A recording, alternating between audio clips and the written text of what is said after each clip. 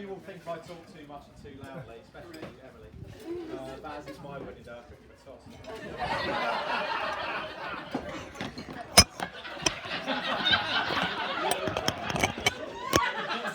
Sorry, Graham, that was one of the words I warned you about.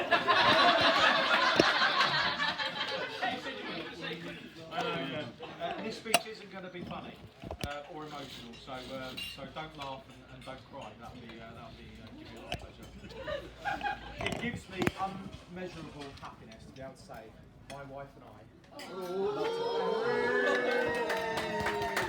would like to thank you all for coming today and being part of this day. It's obviously not the reception or entire day that we had planned originally, and the reception party does come later. But I'm not going to bang on about how shitty COVID is and what it's done to our plans. It's quite frankly, I've just got married to the love of my life. So I'm really happy.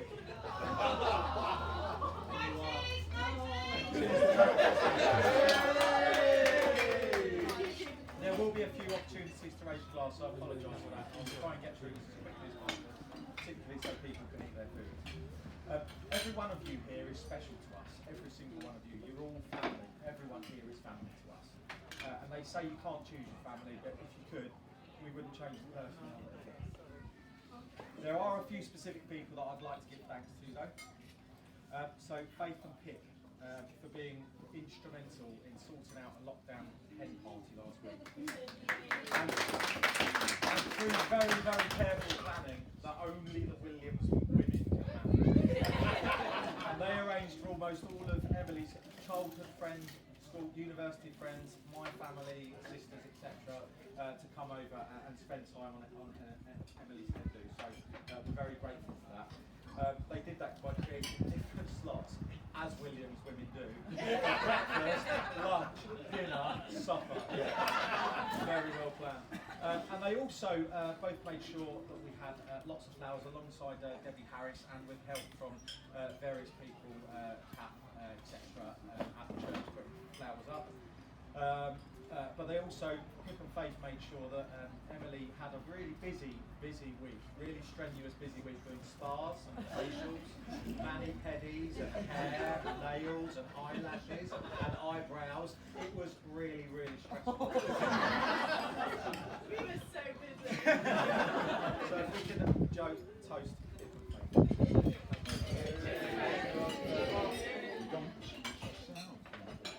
I'd like to thank Jake for getting Emily to church on time and safely. Special shout out to Tim for the Zoom session today. I thought it was and a great turnout as well. We had a lot of people on there, and it was just faultless. There was no interruptions. Everybody could hear it outside the church. Really, really grateful for that. We would also like to thank Evie for all the time she's put in managing Emily's hair over the last few weeks. Really, really appreciate. She got to a place where she knew exactly what she wanted today. For that, I'm very grateful. So, Tim, Jake, and Evie. Anthony, my cousin, best friend, but today my best man. Always there for me and Emily, and he always will be. I trust him with my life, I trust him with our lives. But he's the grumpiest git in the world. A toast to that. There you go. It's not supposed to be funny. A bit of a poignant one, so I'd like to pass on my thanks, respect and love to all of my grandparents who are here and not here. So Nan True, Nan Smith, Grandma and Grandad Grigg, all sadly passed, and we do miss them all so much. You don't actually realise it until you say their name out loud. So RIP guys. So I'm afraid I've adopted Grandma and Grandad Mints as my Unlucky! And they have welcomed me in with love and affection from the very first moment. And I'm so truly grateful for that, even if Gran thinks I'm really unchristian. And a really special shout out to Grandma and Grandad Williams. Basically the founders of Baysmore, where we live, and as Emily told me once, the best people I never got to meet. RIP to them both too, and toast to all of my grandparents. Grandparents. Sorry, it's quite long. Try to get through it. Keep going. Yeah, no, My personal heartfelt gratitude goes to Pip and Steve, and what amazing people. And I know you all know that anyway. Individually and as a partnership, they're just unbelievable. You've only got to meet Emily, Faith and Jake to know how their parents must be something special. Faith and Harry actually came up to Milton Keynes to spend the weekend with Emily and I, and we must have spent 2 or 3 hours at dinner getting smashed. Just gushing over how amazing, with me and Harry especially, how amazing our in-laws are. And there just aren't enough superlatives to describe them. They're amazing. You all know that anyway. Everybody knows that. When I first started seeing Emily, I was very quickly accepted as part of the family. The only time I ever felt like an outsider was when I drove down to pick Emily up from their house at Christmas. In 2016, it was literally Emily and I had only been seeing each other about a week. Someone had got wind that I was coming down, and when I arrived, there was about 45 people in the kitchen. And I'm not going to lie, I shit myself. Sorry, Gran. Rosie's shouting at you. So it was pretty nerve-wracking. It was only when Lola arrived on the scene that I had something to focus on.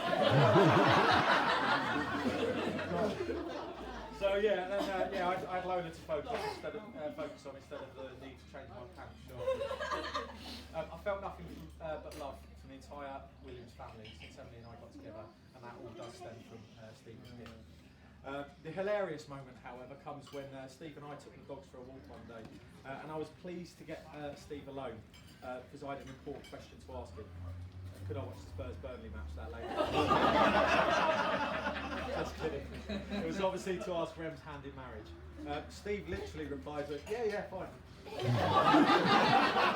I'm not joking, that was exactly what it was. It was, and I apologise. Because we'd had the conversation so many times, you knew what was going to happen. But Steve explained later it's because he, Lorraine, Edgy, Nicky, Mark, had all assumed it was going to happen for a while, so it just seemed like a formality. That's what I'm going to believe anyway. We knew how much you were earning. Oh, we checked that out. And Pip. Pip, I hope you don't mind me sharing this. But Pip, the other night, I received a small gift from Pip. And Steve, but it was in Pip's handwriting. And it was a sixpence accompanied by a handwritten note, and the note said, "Dear Paul, wear this sixpence inside your shoe on your wedding day. Thank you for loving Em, looking after her, and caring for her the way you do. We wish you so much happiness and love you dearly, Steve and Pip." So thank you to Steve and Pip.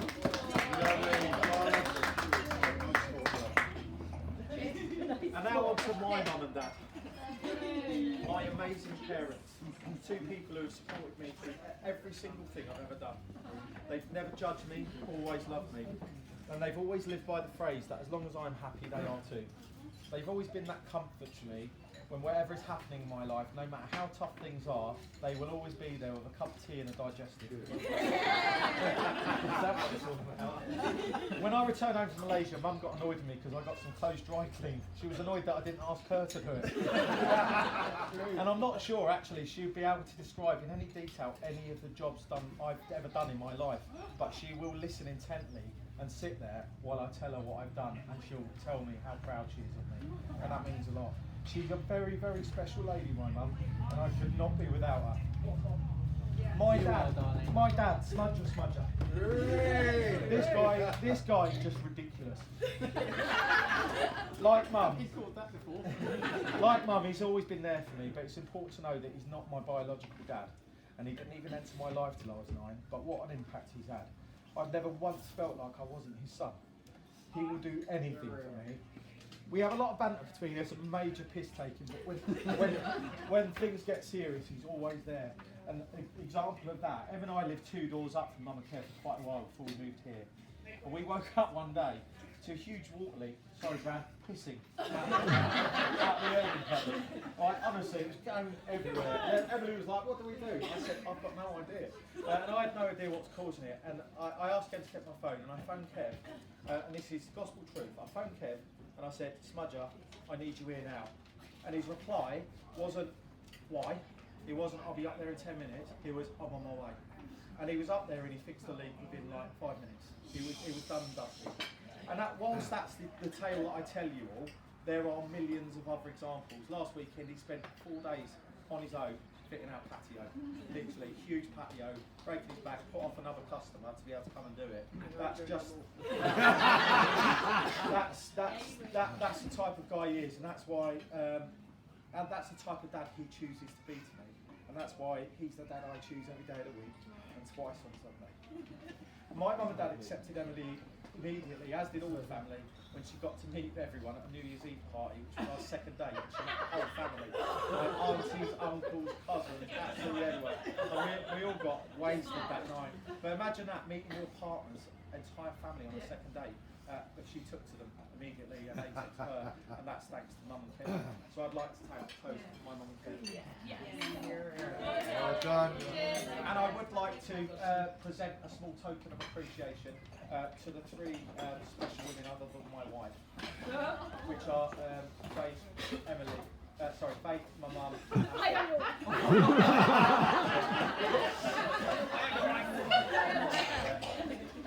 So it's just a small token of appreciation. Thank you so much, just for being you. There you go. Be careful,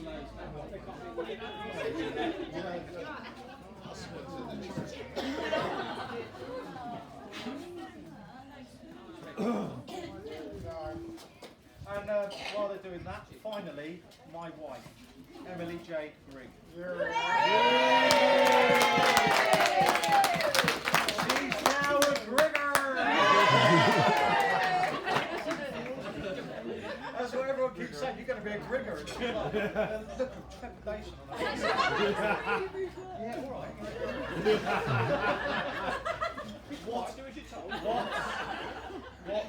woman. What a woman.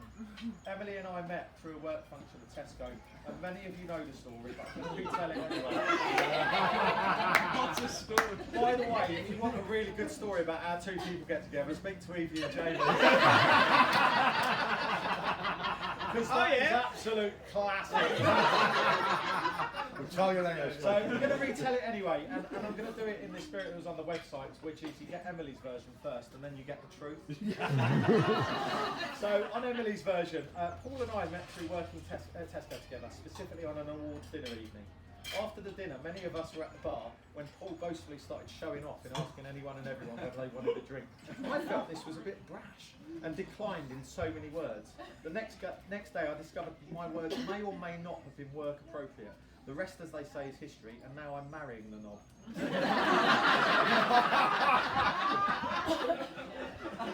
And now for the truth. So, yeah, we met an awards dinner as part of the work event, and after the dinner, everyone was quite merry and getting merrier by the minute.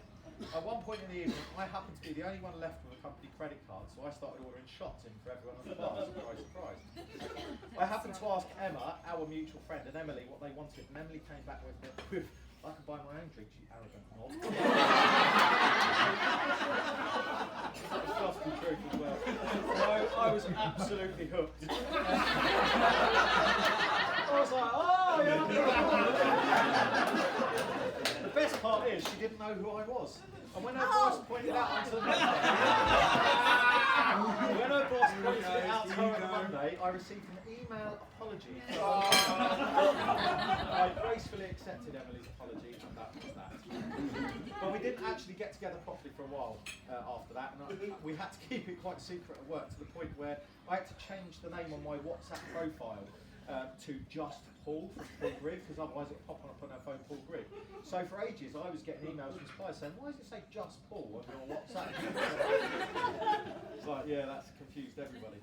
But Emily, as you know, is an extremely intelligent woman, well-spoken, and she is world-class at the job she does in the industry here.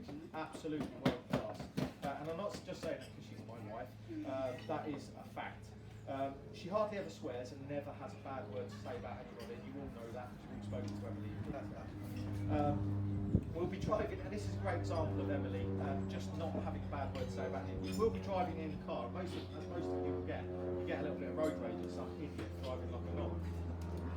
So Emily will calm the situation down instantly by saying something like, "Don't get annoyed at him. He's probably just had an argument with the missus. It's gone for a drive to cool down. At this point, she goes into proper Jack and Ori mode. Yeah, they had words because one of the children broke the TV. He can't watch the football and she can't watch Bake Off. Also, the missus wants a cup of tea, but they've run out of milk. And he went down to the shops earlier and did a kettle. And I've then lost the reason why I was annoyed. Now I'm actually feeling sorry for him. But while intelligent and very intelligent, Emily has her moments. Let's call them Emilyisms, which Steve referenced one about UPS, calling it the ups driver. Emily bought a couple of radiator covers for the new house. And this anecdote does actually cover many things she buys. But these radiator covers didn't fit the radiator. She couldn't understand why. She even said they'd set the wrong size. I asked her what size she ordered, and she said 1 metre. And I measured with a tape measure the radiator. And it was 1.4 metres. And I said, it's 1.4. She said, oh, I thought it was 1 metre. I went, why? She said, well, because it measured my arm. Between there and there, it's 1 metre. So I thought it was right. So funny, honestly, she does that all the time. Emily and I do love a good series, so we watch a lot of series, especially during lockdown. And she mentioned a few months ago, there's a really good series called Order. She didn't know what channel it was on, so I had to spend about, not long, 25 minutes searching Amazon, Netflix, Sky, trying to find this series called Order. I said, oh, I definitely can't find this series. Is it definitely called Order? She said, yep, definitely called Order. I said, okay. She said, it's about a judge. And on the screen was a series called Your Honour. So you make me search for Order. I said to her, doll, is it called Your Honour? She went, yeah, that's the one. Yeah. And then there's work mode. So one particular day I can hear Emily on a Zoom call in her office, and she does go into to proper work mode. Very professional, elegant, courteous, empathetic, all the things you would expect. Anyway, she's finished up the call, and I happen to be walking upstairs, so I can hear her really clearly. And one of her colleagues mentions that they're going to go for a couple of drinks after work, or they're going to bring drinks into the office after work on a Friday afternoon. And no word of a lie, I always say, oh no, I can't have a drink. I need to drive back. 2 drinks and I'll be absolutely smashed. It's so true. She came out of the office and I was like, what is that voice? Who are you? Joanna Lumley? Honestly, I could not believe this ridiculous voice. And she does it, it's just funny because she does it now. When she's in work, she'll phone me when she's leaving work. And she'll call me, and I'll pick up the phone and say, right, darling, she'll go, yes, I'm good, thank you. Are you okay? I'm like, when are you going to be home? Stop using that stupid voice. And that is at work, 100% committed, 100% effort, and 100% silly voice. But I wouldn't have her any other way. I love Emily with everything that I have. I can't actually describe the feeling of how much I love and respect her. And while it's a cliche, she is my soulmate. She's the other half of me, the posh half. And I'm genuinely unable to imagine life without her. I have no desire to either. You're stuck with me down forever, darling. I love you, Emily J. Grigg. Thanks to Emily.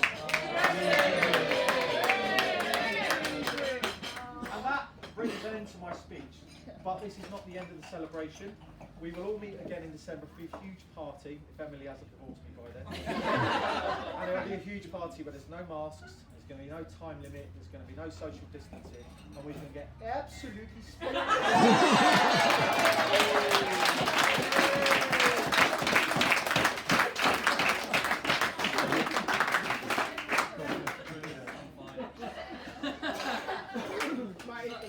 So on that note, for those who don't know me, I'm Anne.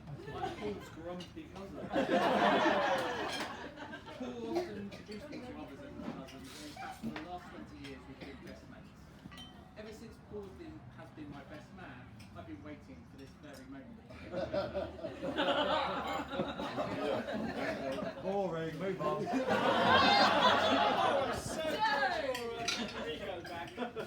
As you know, Paul is loud, proud, and a nice, honest guy who will always speak his mind. But to be fair, he is also the kindest, most loyal son, brother, and mate you could ever wish for. We're all also really proud of all Paul's accomplishments, but he will tell you that himself. Especially for his career What many people don't know is that Paul also volunteered to lay the law down in the police force. This was a great time for him both socially and within the community, even though he encountered a few late mistakes.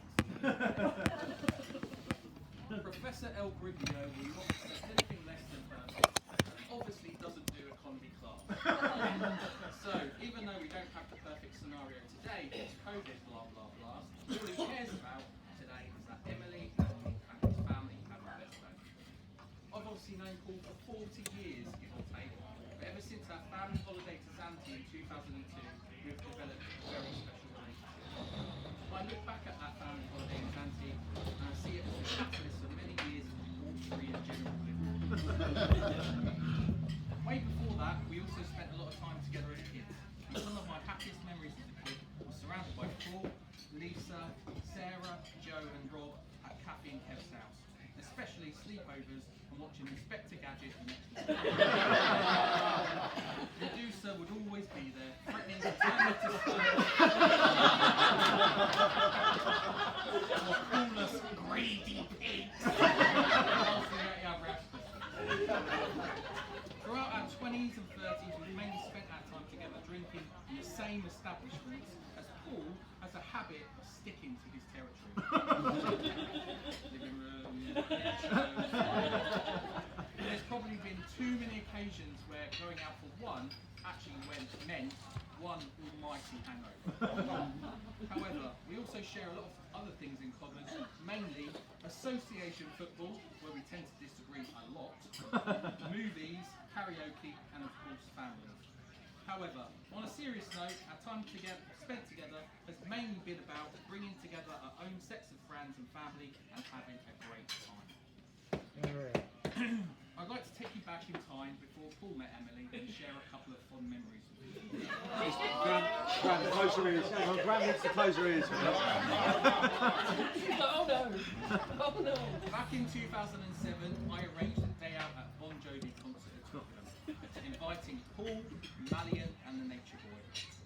Paul, being the diva that he is, refuses to do turnstiles.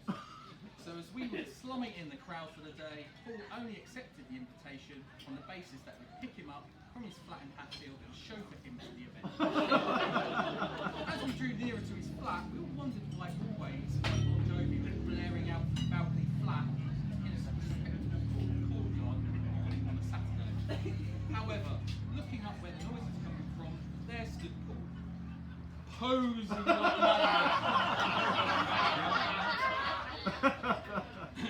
with his hands high up on his armpits, singing at the top of his voice, not caring who was watching or who was affected by it. Later that evening, on the way home from the venue, Paul had the sudden urge to keep the night going and look for a, sorry Grant, gentleman's club. Graham's all up for that. Paul dialed 118 118. Oh, I forgot about that. Which was the thing you had to do back then, to locate a nearby club. When the operator asked him exactly where he was, he looked out the car window and described the name of the road and the fact that we were stationary next to a primary school. It still makes me laugh, actually it still makes me howl out loud when I think of Paul's indignation response to the fact that 118 118 hung up on him. That's true. Around the same time, I think maybe a couple of years later, Paul made the big decision to move out to Malaysia. Before doing so, Paul organised a huge leaving party for all his friends and family. Of course, no big family event could be complete without Paul choosing to sing one of his songs from his large repertoire consisting of Don't Let the Sun Go Down on Me by George Michael and All Night Long by Lionel Richie. What was so memorable about the performance of Don't Let the Sun Go Down on Me is the fact that Paul played both parts of George Michael and Elton John. Even introducing Elton as a surprise guest whilst maintaining George. Of course, night long literally was how we spent our time together. Since Paul has met Emily, things have calmed down somewhat, for the better of course. The ego has finally landed, and I can honestly say I've never seen him happier. Whilst I've spent time with Paul over the last 20 years, Paul has never been interested in commitment. But ever since he told me he'd met Emily, I just knew she was the one for him. Paul has met his doll, and incredibly, I should say this properly actually, and you are really kind and really natural. You are perfect for him. A girl who could stand up and challenge him and put him in his place. Even though he wouldn't like to admit it. And to be honest, I'm sure you all agree, Emily looks absolutely beautiful. So I'd like to propose a toast to Emily. In addition, Faith and Pip also look absolutely gorgeous. First day I've never met yet. They've done an outstanding job to organise and make everything look perfect today.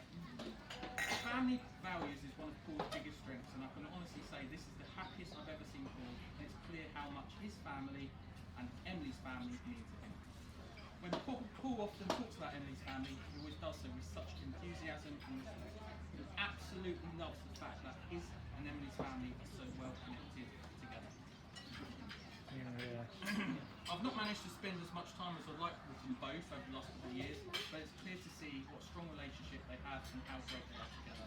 So on that note, let's raise a glass to the happy couple, and I would like to wish them all the very best in the future and lots of happiness and whatever.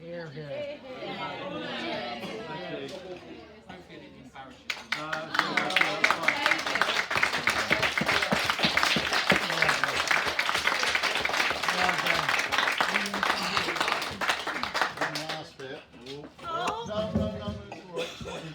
I missed the section. I lost the section where I was meant to welcome both of you into our family. Sorry about that.